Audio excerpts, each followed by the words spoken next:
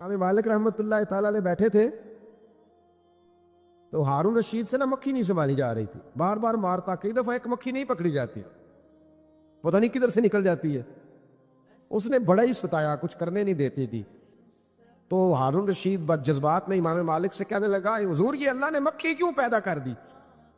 معاذ اللہ، اس کی کیا ضرورت تھی؟ تو امام صاحب فرمانے لگے، فوراً، ڈرتے نہیں تھے نا بادشاہوں سے وہ لوگ، فوراً فرمانے لگے یہ اللہ نے تیرے جیسے بادشاہوں کا غرور توڑنے کے لیے پیدا کی ہے، کہ اللہ فرماتا ہے تم سے تو مکھی نہیں سنبھالی جاتی اور تم حکومتیں چلانے کی بات کرتے ہو۔ اس لیے نبی کریم صلی اللہ تعالیٰ علیہ وآلہ وسلم نے ارشاد فرمایا کہ تم خرچ کرو تاکہ تم پر خرچ کیا جائے، تم اللہ کے رستے میں دو تاکہ رب تمہیں دے، دو اس کے رستے میں وہ تمہیں عطا کرے اپنے فضل و کرم کے ساتھ۔ اللہ تبارک و تعالیٰ کے رستے میں جب خرچ کیا جاتا ہے تو رب راضی ہوتا ہے، پھر بندے کو اور زیادہ عطا کرتا ہے۔ آپ دیکھیے کہ اسلام نے خرچ کرنے کے بہت سارے مواقع بنائے اور فردن فردن غریب کو امیر کے ساتھ جوڑا، امیروں سے کہا کہ غرباء کا حصہ نکالو، سال کے بعد زکوٰۃ کا حکم دیا، ہر وہ شخص جو صاحب نصاب ہے وہ سال کے بعد زکوٰۃ ادا کرے۔ رمضان المبارک آیا تو صدقہ فطر کو رکھا گیا تاکہ جو غرباء ہیں، مساکین ہیں، وہ بھی عید کی خوشیوں میں امیر مسلمانوں کے ساتھ شامل ہوں۔ پھر جب فصل کا موقع آیا تو عشر رکھا گیا تاکہ غریب بھی تمہارے غلے میں، تمہارے اناج میں، تمہاری گندم میں، تمہارے چاول میں، تمہاری سبزی میں شریک ہو جائے۔ ہر موقع پر ان کو یاد رکھنا، ان کو ساتھ ملانا۔ قربانی رکھ دی گئی، اور قربانی بھی جب رکھی گئی تو امیر پر رکھی گئی۔ اس کا فلسفہ بھی یہی ہے کہ امیر قربانی کریں گے اور غریبوں تک اس کا گوشت پہنچائیں گے۔ میرے رسول کریم صلی اللہ تعالیٰ علیہ وآلہ وسلم نے یہ خوبصورتی کے ساتھ ایک کو دوسرے کے ساتھ جوڑا۔ اب ہوتا کیا ہے؟ ہوتا یہ کہ انسان کو مال سے پیار ہوتا ہے، فطرتاً کمائے ہوئے مال سے محبت ہوتی ہے۔ انسان بسا اوقات یہ سمجھتا ہے کہ بڑی مشکل سے تنکا تنکا کر کے، محنت کر کے، جد و جہد کر کے میں نے یہ مال جمع کیا ہے تو اب میں دے دوں۔ ایک لمبا عرصہ تک میں نے پردیس کاٹا، مشکلات برداشت کی، اور میں نے کئی راتوں کے رت جگہ اس کام کے نام کی، اور اب آج اگر مالی طور پر میں مضبوط ہوا ہوں تو کیا میں یہ مال دے دوں؟ تو دیکھیے، اسلام ایک روحانی مذہب ہے، اس کی تعلیمات آفاقی ہیں۔ یہ ہمیں بتلاتا ہے کہ صرف فیصلہ وہ نہ کرو جو تمہاری آنکھوں سے نظر آ رہا، کچھ چیزیں ایسی ہیں جو رب تمہیں اپنے فضل سے دے رہا ہے اور تمہاری ظاہری آنکھیں انہیں دیکھ نہیں رہی۔ نبی پاک صلی اللہ تعالیٰ علیہ وسلم نے ارشاد فرمایا، یہ حدیث مبارکہ صحیح مسلم میں موجود ہے، حضرت ابو ہریرہ رضی اللہ تعالیٰ عنہ فرماتے ہیں، دیکھیے حضور صلی اللہ تعالیٰ علیہ وسلم نہ بات کر کے مختصر جملوں میں کیسے آگے بڑھتے ہیں۔ کریم ابو فرمانے لگے، یاد رکھنا صدقہ دینے سے مال کم نہیں ہوتا۔ اللہ اکبر! آپ کو تو میسج آ گیا بینک سے کتنے پیسے کم ہو گئے، آپ نے تو جو گن کے دراز میں رکھے تھے اس میں سے لاکھ میں سے آپ نے تو 5,000 دے دیا، تو آپ کو تو پتہ ہے وہ 95 رہ گیا ہے۔ لیکن یہ صحیح مسلم کے لفظ ہیں، حضور فرماتے ہیں صدقہ دینے سے مال کم نہیں ہوتا۔ کائنات کے سب سے سچے، کھرے، صادق اور امین محبوب علیہ الصلوۃ والسلام نے فرمایا کہ صدقہ دینے سے مال کم نہیں ہوتا۔ حکیم الامت مفتی احمد یار خان صاحب نعیمی رحمۃ اللہ تعالیٰ علیہ ارشاد فرماتے ہیں کہ کسان جب اس نے بیج کی بوریاں بھر کے رکھی ہوئی ہوتی ہیں، تو جب وہ جا کر کے بیج ڈالتا ہے نا کھیت کے اندر، تو بظاہر تو وہ بوریاں خالی کر کے آتا ہے، لیکن پتہ تب چلتا ہے کہ جب ایک ایک بیج پر پھر کئی کئی گنا دانہ لگتا ہے۔ آیا تو وہ خالی کر کے تھا، لیکن اگر تھوڑا سا وہ گہرائی کے ساتھ دیکھے تو اس نے تو کمال کر دیا، اب تو اس پر بے شمار دانے لگ گئے۔ تو حضور علیہ الصلوۃ والسلام نے فرمایا صدقہ دینے سے مال کم نہیں ہوتا، اور فرمایا معاف کرنے کی وجہ سے اللہ بندے کی عزت میں اضافہ کر دیتا ہے، اور فرمایا جو اللہ کی رضا کی خاطر جھک جائے اللہ اسے عزت عطا کر دیتا ہے۔ صدقہ دینے سے مال کم نہیں ہوتا۔ تو اپنی طبیعت کے اندر اگر شوق پیدا کر لیا جائے راہ خدا میں خرچ کرنے کا، ذوق بنا لیا جائے، ہمارا یہ ذہن بن جاتا ہے کہ یہ بھی میرے پیسے، یہ بھی میرے پیسے، وہ کونے میں میری جائیداد، یہ میرا مکان، وہ میرا بینک بیلنس، یہ میرے جانور، یہ میرا مال تجارت، یہ میرے کھیت کھلیان۔ میرے محبوب نے فرمایا تیرے تین ہی مال ہیں، ایک تو نے کھا لیا ہے، ایک تو نے پہن لیا، ایک تو نے راہ خدا میں خرچ کر لیا، باقی تو وارثوں کا ہے۔ وارثوں کے مال کے بارے میں اس قدر زیادہ توجہ رکھنا، اس قدر زیادہ ذہن بنا کے رکھنا، تو اللہ تبارک و تعالیٰ کی راہ میں خرچ کرنے کا جو شوق ہے، حضور صلی اللہ علیہ وسلم نے اس کی نصیحت کرتے۔ نبی پاک صلی اللہ تعالیٰ علیہ وسلم کے سامنے نا حضرت اسماء بنت ابی بکر صدیق خرچ کر رہی تھی، اللہ کے راستے میں دے رہی تھی، تو سرور کائنات صلی اللہ تعالیٰ علیہ وسلم نے فرمایا اسماء خرچ کرو پر گنا نہ کرو، گن گن کے اللہ کے راستے میں خرچ نہ کرو ورنہ رب بھی تمہیں گن گن کے دے گا۔ فرمایا تم اس کے راستے میں اس کی راہ سے کچھ بچا کے نہ رکھو تو رب تعالیٰ بھی جب تمہیں دے گا نا تو پھر بے حساب ہی عطا فرمائے گا۔ گن گن کے یوں احتیاط کر کے دے کے پریشان ہو کے راہ خدا میں خرچ نہ کیا جائے، بلکہ اللہ تبارک و تعالیٰ کے راستے میں دیا جائے اور مالک کے حضور اس کی رضا کے لیے خرچ کیا جائے اللہ تعالیٰ کے بندوں پر۔ حضور صلی اللہ تعالیٰ علیہ وآلہ وسلم کی جو عادات جن کی وجہ سے کائنات میں میرے محبوب پاک علیہ الصلاۃ والسلام کے روز ڈنکے بجتے ہیں، حضور کی نعتیں پڑھی جاتی ہیں، ان میں حضور علیہ السلام کی ان خوبصورت عادات میں سے ایک عادت ہے حضور کا سخی ہونا، کریم ہونا، لب واہ ہیں، آنکھیں بند ہیں، پھیلی ہیں جھولیاں، کتنے مزے کی بھیک تیرے پاک در کی ہے۔ نبی پاک صلی اللہ تعالیٰ علیہ وآلہ وسلم ارشاد فرماتے ہیں، حضور کا شوق دیکھیے خیرات کرنے کے تعلق سے۔ ہمارے ہاں یہ ہوتا ہے کہ بعض اوقات جیسے جیسے پیسہ بڑھتا جاتا ہے ویسے ویسے لوگوں کے اندر بخل آتا ہے، کنجوسی آتی ہے۔ بعض لوگ اللہ ماشاءاللہ وہ خیرات کرنے کی طرف اس طرح توجہ نہیں کرتے جس طرح کہ ان کا منصب انہیں حکم دیتا ہے یا ان کا منصب انہیں اس طرف قائل کرتا ہے۔ رسول کائنات صلی اللہ تعالیٰ علیہ وآلہ وسلم ارشاد فرماتے ہیں، بخاری مسلم میں موجود ہے، فرمایا اگر میرے پاس احد پہاڑ کے برابر سونا ہو، کلومیٹروں پہ پھیلا ہوا احد پہاڑ، اس کی چوڑائی ہے، اس کی لمبائی ہے، اس کی اونچائی ہے، یعنی پہاڑ کی بات ہو رہی، جن لوگوں نے زیارت کی ہے وہ جانتے ہیں کہ اتنا بڑا پہاڑ۔ حضور فرماتے ہیں میرے غلاموں سنو، اگر میرے پاس احد پہاڑ کے برابر بھی سونا ہو تو فرمایا میرا دل چاہتا ہے کہ 3 راتیں گزرنے سے پہلے پہلے سارا اللہ کے راستے میں خرچ کر دوں، سوائے اس کے کہ جو میں نے قرض دینا ہو، قرض کے لیے بچاؤں گا، باقی میں سب اللہ تبارک و تعالیٰ کے راستے میں خرچ کر دوں گا، 3 راتوں سے زیادہ نہیں گزریں گی، خرچ کر دوں۔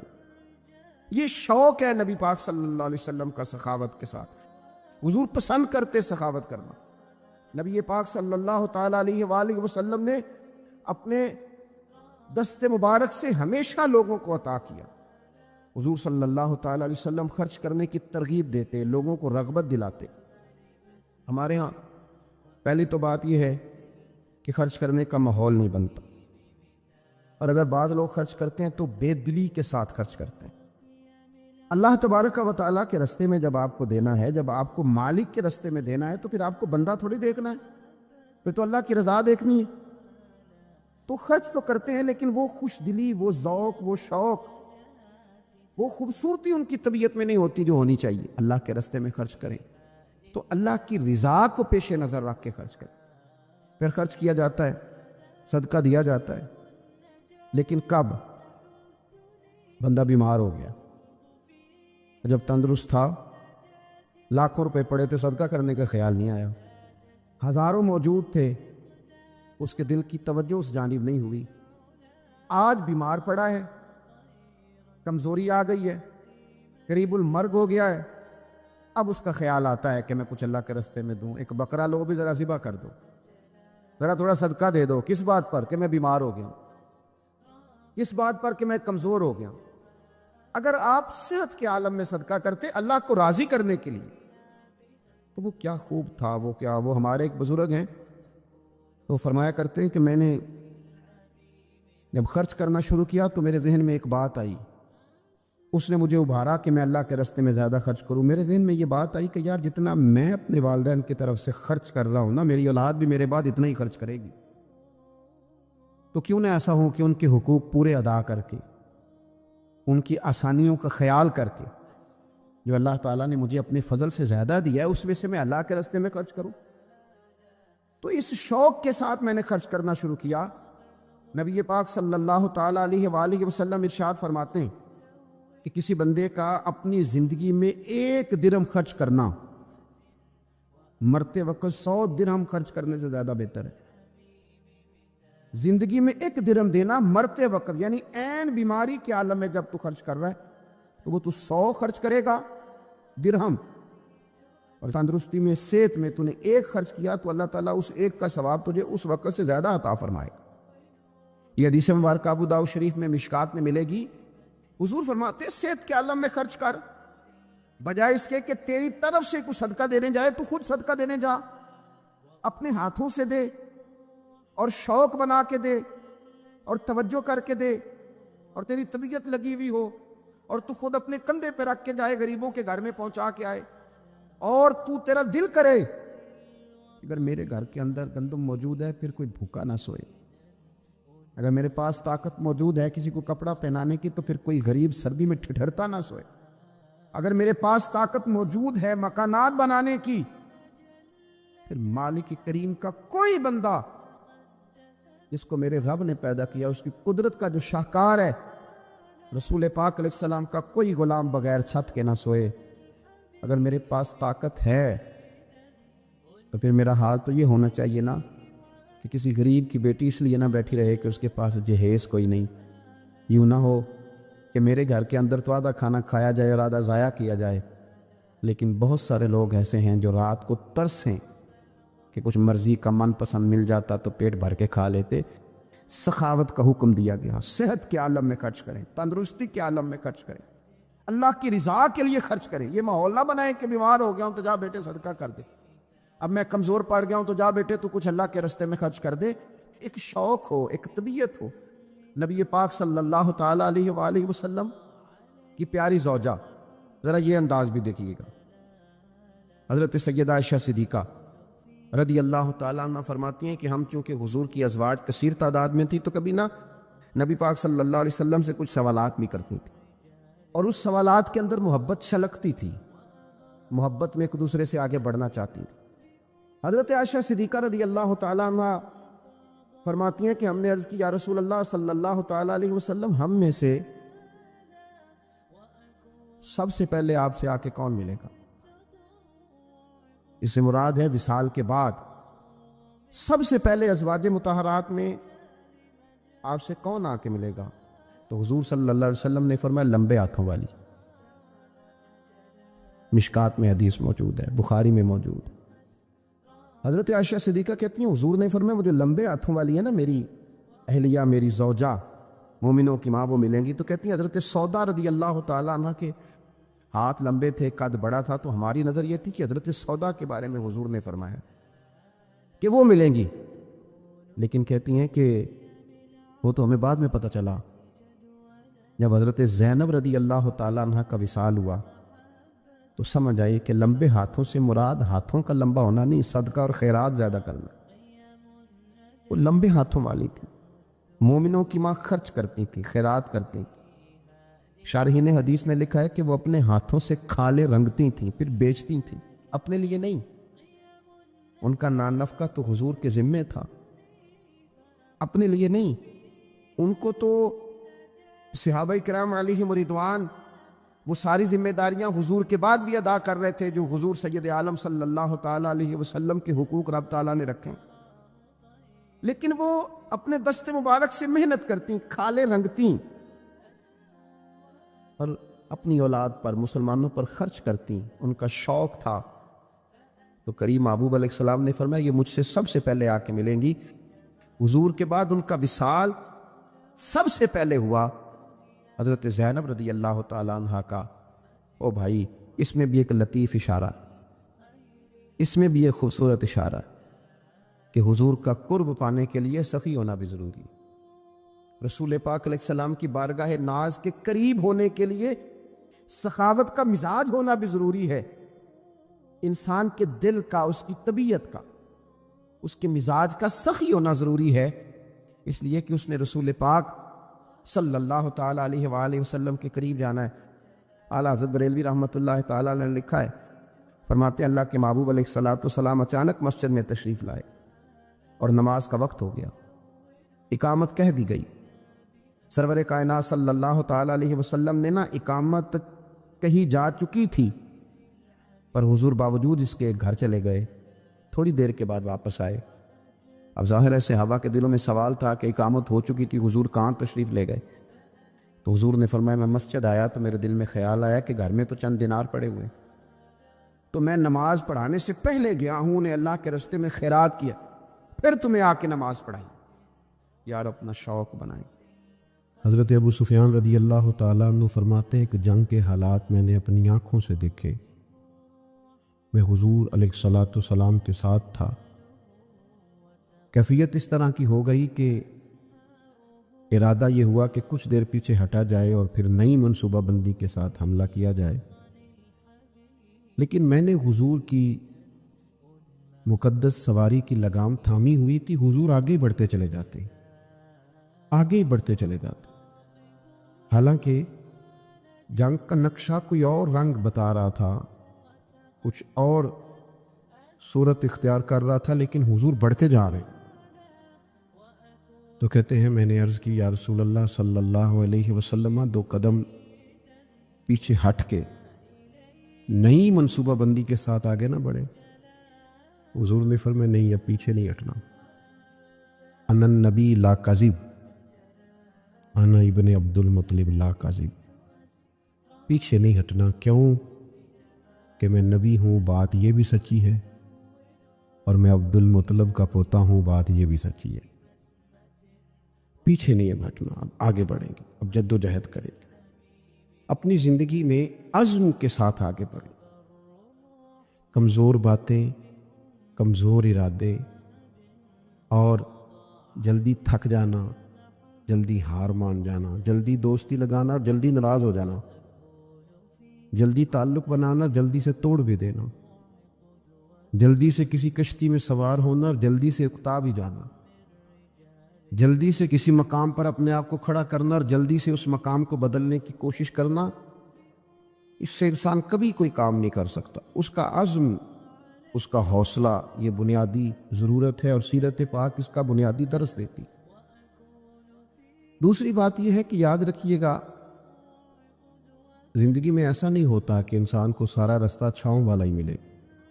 کچھ دن ایسے بھی آتے ہیں جن میں دن بھی لمبے ہوتے ہیں اور دھوپ بھی سخت ہوتی ہے، اور کبھی کبھی ان دنوں میں روزے بھی رکھنے ہوتے ہیں۔ اب انسان کا کمال یہ ہے کہ جس طرح اس نے ٹھنڈے دن گزارے ہیں اور آرام کے دن گزارے ہیں، وہ سخت دھوپ کے دن بھی اسی مزے سے گزارے۔ وہ بار بار اگر شکوہ کرے گا، بار بار اگر تکلیف اپنی بتائے گا، بار بار اپنے زخم دکھائے گا، تو کمزور پڑے گا۔ جب آپ چلتے ہیں، بڑا آسان سفر ہو نا، بڑا ایزی سفر ہے، خیر اب تو بڑی جلدی لوگ تھک جاتے ہیں۔ ہم اپنے بزرگوں سے سنتے تھے کہ لوگ بحری جہاز کے ذریعے حج کرنے جاتے تھے تو 6 مہینوں میں لوٹ کے آتے تھے۔ اب جو حاجی عمرے والے جاتے ہیں نا، حج اور عمرے پہ، ان کے کپڑوں کی استری نہیں ٹوٹتی۔ غریب آدمی بھی جو حیثیت نہ بھی رکھتا ہو، وہ بھی ایئرپورٹ پہ جب جاتا ہے نا، عام دنوں میں تو بس پہ بھی لاہور چلا جائے گا، ایئرپورٹ پہ جاتے ہوئے گاڑی میں جاتا ہے، اور وہاں سے آپ فلائٹ میں بیٹھتے ہیں، 4 گھنٹے کی فلائٹ ہے، کھانا آپ کی ٹیبل پہ آتا ہے، پانی آپ کی ٹیبل پہ آتا ہے، نیچے اترتے ہیں، صاف ستھری جگہ ہے، اے سی لگا ہوا ہے، اگر تھوڑی دیر انتظار بھی کرنا ہے تو ایک اچھی جگہ، ویٹ کیا آپ نے امیگریشن کے بعد، آپ باہر نکلے تو آپ کی گاڑی موجود ہے، اور وہاں جا کے آپ کو بندوبست نہیں کرنا، کمرے آپ کے طے ہیں، ہوٹل کا ووچر آپ کی جیب میں ہے، ناراض نہ ہونا۔ اتنی سہولتیں ہیں، پر بندے خوش کوئی نہیں، پھر بھی کوئی شکوہ، کوئی پریشانی، کوئی دکھ، جس سے پوچھ لیں وہ پریشان۔ اللہ جانے کی اس بات میں کیا ایسی خاص منظر سامنے آ گیا ہے۔ او خدا کے بندوں، ان لوگوں سے پوچھو جو بحری جہاز کا سفر کرتے، 8 دن جانے میں لگتے، 8 دن آنے میں لگتے، 6 مہینے کا سفر ہوتا، کیسی صحبتوں سے لوگ وہاں پہنچتے، پھر جا کے بعض لوگ اپنا کھاتے، اپنا پکاتے، لیکن وہ ذہنوں میں جلد بازی ہے، پریشانی ہے، جذباتیت ہے۔ وہ جو ایک قرار بندہ مومن کی شان ہے کہ یار دکھ آ ہی جاتا ہے، زندگی ہے، کبھی سر درد ہو ہی جاتا ہے، کبھی جہاں سے روز پیار ملتا ہے کبھی جھڑکیاں مل ہی جاتی ہیں، تو آ جاتے ہیں حالات اوپر نیچے، لیکن اس میں اتنا گھبرا جانا، لیکن دکھ آتے حضور کی سیرت پاک کو آپ پڑھیں، بڑا وفا والا ساتھ دیا سیدہ خدیجہ الکبریٰ نے، لیکن وہ وصال کر گئی۔ 1 سال محبوب نے اس سال کو غم کا سال کہا جب ان کا وصال ہوا، وہ پردہ فرما گئی۔ یہ ایک بڑا گہرا بظاہر صدمہ تھا، لیکن حضور نے کسی جگہ تبلیغ کو نہیں روکا، وہ سفر چلتا رہا۔ محبوب مدینہ طیبہ تشریف لائے، حضور علیہ السلام کے صاحبزادے محبوب کی گود میں وصال فرما گئے، اور پھر جب حضور مدینہ طیبہ آئے، بدر کے لیے جب حضور تشریف لے جا رہے تھے تو صاحبزادی شدید علیل تھیں جو حضرت عثمان غنی رضی اللہ تعالیٰ عنہ کے عقد مبارک میں تھی، لیکن حضور اسی حالت میں تشریف لے گئے اور جناب عثمان غنی سے کہا کہ آپ رکیے، بیٹی کی دیکھ بھال کیجیے۔ جب محبوب واپس آ رہے تھے نا، بدر کی فتح ہوئی، تاریخی فتح، لیکن اس فتح کے ساتھ ایک گہرا غم بھی شامل تھا، اس لیے کہ کریم واپس آئے تو حضرت عثمان غنی حضور کی صاحبزادی کو تدفین کر کے مزار میں اتار کر واپس آ رہے۔ یہ ایک گہرا صدمہ محبوب پاک کو بظاہر پھر دیکھنے کو ملا، لیکن سفر جاری ہے، تبلیغ جاری ہے، جہاد کا کام جاری ہے۔ وہ جناب خیر ہے آپ کی طبیعت ٹھیک نہیں رہتی تو وہ میری طرح کے بندے آگے سے تو کی دسی ہے گامی لے گئے نے میرے، وہ فلانی چیز، وہ چھوڑ یار، یہ زندگی کے ساتھ ہیں۔ سکھ بھی تو بیان کرنا جو اللہ نے عطا فرمائے، آسانیوں کا بھی تو ذکر کرنا جو مالک نے دی ہیں، دکھ بھی آئی جاتے ہیں، دکھ قبول محمد بخشا راضی رہن پیارے، لیکن یہ کمزوری دکھانا اور کہنا جی مجھے دکھ لے گئے اور ہر وقت کی پریشانی، ساری زندگی تندرستی دیکھی اور ذرا بیماری آئی ہے تو اسے دماغ پہ سوار کر لینا، ذرا تکلیف آئی ہے تو اسے پوری طرح اپنے ذہن میں بسا لینا اور ساری تندرستی کو بھول ہی جانا اور معاذ اللہ مایوس باتیں کرنا، یہ حضور علیہ السلام کی مقدس سیرت پر چلنے والوں کا طریقہ نہیں ہے۔ حضور علیہ السلام نے یہ بدر کی بات کی، احد میں جو حضور کی مقدس کیفیت تھی نا، وہ بھی بڑا دل کو غمزدہ کرتی ہے۔ محبوب کے پیارے چچا شہید ہوئے حضرت امیر حمزہ، بڑا پیار تھا حضور کو حضرت عبداللہ سے، ان کا وصال ہوا۔ بڑے بڑے کبار صحابہ اس جنگ میں چلے گئے، 70 کے قریب لوگ احد کے میدان میں شہید ہوئے اور دردناک شہادتیں، کافروں نے حد کر دی، ظلم کی، لیکن یہ سفر جاری رہا۔ اس کے بعد کوئی ایسا تو نہیں ہوا کہ اب ہم جہاد میں نہیں جا سکتے، معاذ اللہ کمزور ہو گئے۔ صحابہ گئے، خندق میں گئے، خیبر میں گئے، حضور نے اسی جذبے کے ساتھ خطبے دیے، آگے بڑھنا ہے اور آگے بڑھنا ہے، آگے جانا ہے، منزل ابھی دور ہے۔ لوگ آتے بھی رہتے ہیں، لوگ جاتے بھی رہتے ہیں، لیکن زندگی کا سفر جاری رہنا چاہیے۔ یہ 2 4 5 دکھوں کو دیکھ کر وہاں روک نہ جائیں۔ میں دیکھتا ہوں بعض لوگ بیمار اتنے نہیں ہوتے جتنے پریشان ہوتے ہیں، تکلیف اتنی نہیں ہوتی جتنی ذہنی طور پر الجھاؤ میں، یعنی وہ ڈاکٹر صاحب سے پوچھ رہے ہیں کہ وہ کتنا کچھ لگ جائے گا ٹھیک ہونے، تو ڈاکٹر کہہ رہا ہے جی مجھے تو خود نہیں پتا، دوائی لکھ دی ہے، اللہ کرم فرمائے گا، اور میں بھی اسی طرح دوائی کھاتا ہوں جس طرح آپ کھاتے ہیں۔ الجھے نہیں، پریشان نہ ہو، ہم رسول کائنات کے ماننے والے، ہم حضور کے غلام ہیں، سیکھے تو صحیح ہمارے نبی نے ہمیں کیا عطا کیا۔ اور پھر تیسری بات، شکوے نہیں زندگی میں، شکوے بندے کو بے چین کرتے ہیں، شکوے کبھی نہ کریں، شکوے کمزور لوگ کرتے، ہارے ہوئے بندے شکوے کرتے ہیں، کمزور لوگ شکوے کرتے ہیں، شکوے نہیں۔ آپ کسی کا شکوہ شروع کر لیں آپ کا دل سخت ہونے لگ جائے گا، اس بندے کے اور عیب آپ کو نظر آنے شروع ہو جائیں گے، اس کی اور کمزوریاں آپ کے سامنے واضح ہونی شروع ہو جائیں گی۔ آپ شکوہ شروع کر دیں، معاذ اللہ زندگی کی اور کئی محرومیاں سامنے آئیں گی، مجھے یہ بھی نہیں ملا، مجھے وہ بھی نہیں ملا، مجھے فلانے بندے نے، تو آپ الجھ گئے۔ شکوہ کرنے سے بے چین ہوتا ہے بندہ، اور بندہ شکر کرے تو اللہ اس کے دل کو تسلی عطا کرتا ہے۔ وہ شکر کرے کہ فضل ہی فضل ہے، کرم ہی کرم ہے، عطا ہی عطا ہے، رحمت ہی رحمت ہے۔ خدا جانے بلندی ہے کہ پستی پر جہاں میں ہوں وہاں کوئی نہیں۔ وہ اللہ کریم کی بارگاہ میں اس کے مزاج میں تشکر ہی تشکر، عطا ہی عطا۔ جب جب آپ شکوے کا آپ نبی پاک علیہ السلام کی حیات مبارکہ کو دیکھیں، حضور کی ساری حیات مبارکہ ہمیں شکر کا سبق دیتی۔ ساری رات محبوب مصلی پہ کھڑے ہیں، مقدس قدموں میں ورم آ گئے۔ سیدہ عائشہ صدیقہ فرماتی ہیں، مسلم کی حدیث ہے، یا رسول اللہ آپ اتنی ساری عبادت میں مشقت فرماتے ہیں، حالانکہ آپ کے صدقے اللہ اگلوں پچھلوں کو معاف کرے۔ آپ کو تو اللہ نے بڑی عظمتوں سے مالا مال فرمایا۔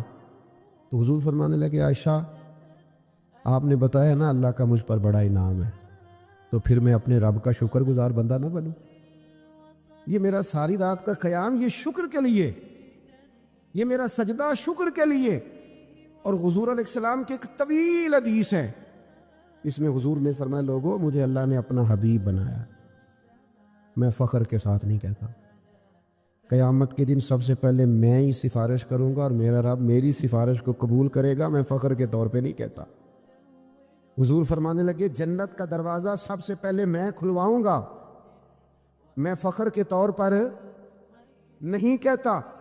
محبوب پاک علیہ الصلوۃ والسلام فرمانے لگے، سب سے زیادہ کثرت جنت میں میری امت کی ہوگی، میں فخر کے ساتھ نہیں کہتا۔ فرمایا میں مقام محمود پہ رب مجھے کھڑا کرے گا، میں فخر کے طور پر۔ آپ کبھی دیکھیں تحدیث نعمت پر سرکار نے کتنا کچھ بیان فرمایا، میرے رب نے مجھے یہ بھی دیا، میرے رب نے مجھے یہ بھی دیا، میرے رب نے مجھے یہ بھی دیا۔ کہاں کہاں کس کس رنگ میں حضور اللہ تعالیٰ کا شکر ادا کرتے ہیں۔ آج کسی سے بھی ملاقات ہوتی ہے نا، اس کے پاس ساری چیزیں ہی ہیں، ایک کوئی نہیں، صرف ایک کوئی صحت نہیں ٹھیک، یہاں 5 بچے ہیں تو 4 سیٹ ہیں، صرف ایک نہیں سیٹ۔ لیکن وہ اللہ خیر کرے، ہمارے آنسو خشک نہیں ہوتے ہر وقت کی تک۔ او بھائی اتنی ساری نعمتیں ہیں نا، تو چلو ایک آدھ چیز جو ہے وہ ویسے ہی معاملہ اور طرف لے جاتی ہے، انسان کو رب سے جوڑے رکھتی ہے۔ اپنی زندگی میں یہ شکوے سے نکل آئیں، مزاج شکر والا، طبیعت ٹھنڈک والی، طبیعت قرار والی۔ مجھے بڑا سفر کرنا پڑتا ہے اور مستقل طبیعت تھکی رہتی ہے، مستقل۔ مسئلے 2 ہی تھے، عمر بھر حل نہ ہوئے، ایک نیند پوری نہ ہوئی، دوسرا خواب مکمل نہ ہوا۔ مسلسل سفر کرتا ہوں، لیکن میری کوشش ہوتی ہے کہ میں اپنی سفر کی اذیت کا کہیں ذکر نہ کروں۔ گھر میں بھی میری کوشش ہوتی ہے کہ میں جب آؤں نا کسی وقت، تو میں اترتا ہوں گاڑی سے، ادارے میں بھی یا گھر میں بھی، تو میں کوشش کرتا ہوں ذرا دوستوں سے مسکرا کے ملوں۔ کیوں؟ اس لیے کہ کسی کے دل میں یہ خیال نہ آئے کہ یار یہ کام بڑا سخت ہے، ہم نے نہیں کرنا، معاذ اللہ، یہ ڈر ہے۔ ہمارے بچے پتہ ہے وہ والا کام نہیں کرتے جو ہم کرتے ہوتے۔ کیوں نہیں کرتے؟ اسی گھر آ کے دسی دا تہاڈا ابا بڑی مصیبت کا شکار ہے۔ وہ پھر پوچھیے نا کام کی کرنا ہے، کہنے نہیں وہ نہیں کرنا جڑا تسی کرتے ہو، اساں کوئی اور کرنا ہے۔ کیوں؟ کہ ہم نے اپنے کام کا انہیں شکر بتایا نہیں کہ اللہ نے نوازا کتنا ہے۔ وہ ہمارے ہاں مزدور بندے بعض اوقات، ایک دوست مل گئے، کہنے لگے جی میں تو مزدور آدمی ہے جی ساری زندگی۔ تو میں کیا تم مزدور ہے تو سر اونچا کر کے گل کر، نیواں تے وہ کرے جس کو کرپشن دے پیسے نے۔ تو کیوں نیچا سر کر رہا ہے؟ نیچا سر وہ کرے جس نے قوم کا مال کھایا ہے۔ تو سویرے محنت کر کے روٹی کماتا ہے، تو اونچے قد سے کہا کر شکر ہے اللہ تعالیٰ کا میں وہ کام کرتا ہوں۔ میرے نبی پاک علیہ السلام نے فرمایا بہترین روٹی اس نے کھائی ہے جس نے اپنے 2 ہاتھوں سے محنت کر کے کھائی۔ تو ناز کے ساتھ وقت گزارے۔ کمزور پڑ جانا اور جناب پریشان ہو جانا اور کسی ہر وقت مزاج میں شکوہ، یہ بندے کو بے چین کر دیتا ہے۔ آخری بات سنیں، اور نوجوان زیادہ توجہ کرے میری بات پر، کبھی کسی بندے کو مایوس نہ کریں، اسے ایسی خبر نہ سنائیں جس سے وہ پریشان ہو جائے۔ کبھی کسی کو بدگمان نہ کریں، کبھی اس کے کسی اپنے کے بارے میں اس کے دل میں نفرت پیدا نہ کریں، کبھی نہیں۔ دوستوں کے بیچ یہ کام نہ کریں کبھی بھی۔ اللہ کے محبوب کا طریقہ پتہ کیا تھا؟ حضور محبتوں کا دوام کرتے، نبی پاک نا آپس میں پیار کراتے۔ آپ کو پتہ ہے اسلام کے اندر خلاف واقعہ بات کرنا، جھوٹ بولنا کتنا بڑا جرم ہے، لیکن حضور نے فرمایا دو بچھڑے ہوئوں کو ملانے کے لیے اگر تمہیں ایسی بات بھی کرنی پڑے نا جو واقعہ کے خلاف ہے تو کر دو، اس پر تمہیں گناہ نہیں ہوگا۔ اگر دو کو جوڑنے کے لیے یعنی تم کہہ دو کہ یار ملا تھا تیرا بھائی تجھے بڑا یاد کر رہا ہے، کہہ دو اگرچہ وہ بھی نہیں کر رہا تھا، لیکن ان کے دل قریب ہو جائیں گے، اللہ راضی ہوگا تم سے۔